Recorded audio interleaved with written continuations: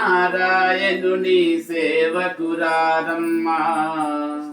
మనసారా స్వామిని కొలచి హారతులీరమ్మా నోచిన వారికి నోచిన వరము చూచిన వారికి చూచిన ఫలము శ్రీ సత్యనారాయణుని సేవకురారమ్మా మనసారా స్వామిని కొలచి హారతులీరమ్మా స్వామిని పూజించే చేతులే చేతులట ఆ మూర్తిని దర్శించే కనులే కన్నులట